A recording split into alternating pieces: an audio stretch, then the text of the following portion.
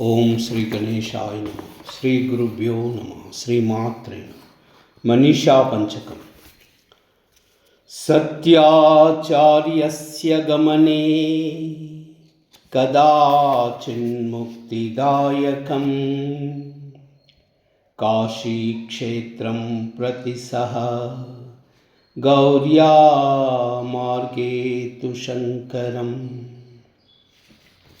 అంత్యవేషధరం దృష్ట్వా గచ్చ గచ్చేతి అబ్రవీత్ శంకరస్సోపి చండాలః తం పునః ప్రాహ శంకరం అన్నమయాదన్నమయం అథవా చైతన్యమేవ చైతన్యా ద్విజవరదూరీకర్తుం వాంఛసి కిం బ్రూహి గచ్చ గచ్చేతి కిం గంగాభుని బింబితే అంబరమనౌ చాండాలవాటీపయః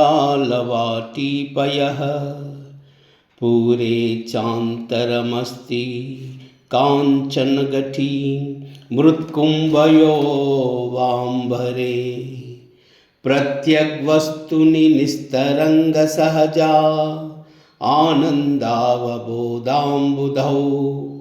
విప్రోయం శ్వపచోయం ఇత్యపి మహాన్ కోయం వివేద భ్రమః. ఓం జాగ్రత్ స్వప్న సుషుప్తి స్ఫుటుతరా యా సంవిజృంభతే యా బ్రహ్మాది పిపీలికాంతతనుషు ప్రోతా జగత్సాక్షిణీ సైవాహం న చ దృశ్యవస్థితితి దృఢ ప్రజ్ఞాపి యస్యాస్తి చే చాండాలోస్తు సతు ద్విజోస్తు గురురిత్యేషా మనీషా మమ. బ్రహ్మైవాహమిదం జగత్ సకలం చిన్మాత్ర విస్తారితం సర్వం చైతదవిద్యయా త్రిగుణయా అశేషం మయా కల్పితం. ఇత్థం యస్య దృఢా మతి సుఖతరే నిత్యే పరే నిర్మలం చండాలోస్తు సతు ద్విజోస్తు గురురిత్యేషా మనీషా మమ.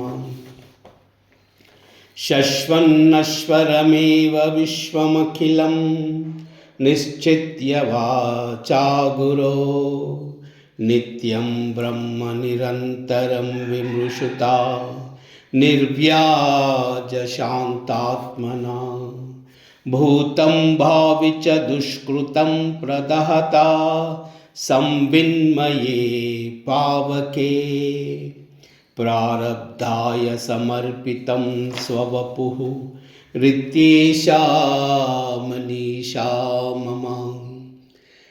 యాతిర్యంగనరదేవతాభిరహమిత్యంతస్ఫుటా గృహ్యతే యద్వాసా హృదయాక్షదేవు విషయా భాంతి స్వతో చేతనాః తాం భాస్యై పిహితార్కమండలనిభాం స్ఫూర్తిం సదా భావయన్ యోగిర్నిర్వృతమానసో హి గురురిత్యేషా మనీషా మమ.